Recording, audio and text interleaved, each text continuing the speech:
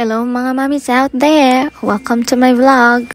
Ang vlog na to karong adlaw kay mao kani among unexpected samgyupsal at the Villahermosa's residence. Kani bitong kaon nga wa sa plano mo gi madayon no. Pero og ang mga butang nga imong mga planuhan mao di madayon. Unsa man jud ang hitabo ang anong ingon ana man? Kamusad ba naka-experience og mga ingon ana? O kamusad nakasuway ang mga plano nga wa madayon? Nahala parehas tang tanan. Bitaw, before ba mi nakaplano aning samgyupsal, dito mi sa amo ang old house.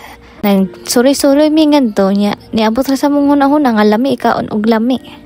So mao to ang pangulo gid aning planuha mao si Ate Anan.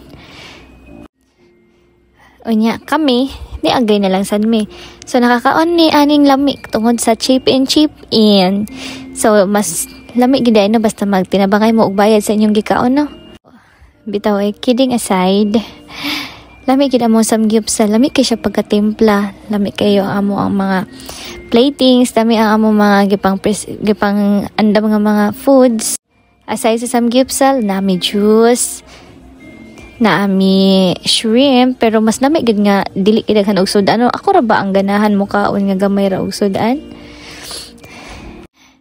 Bitaw.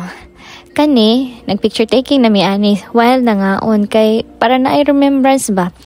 So, mao ra ni tanan. Thank you for watching and have a good day. Bye-bye.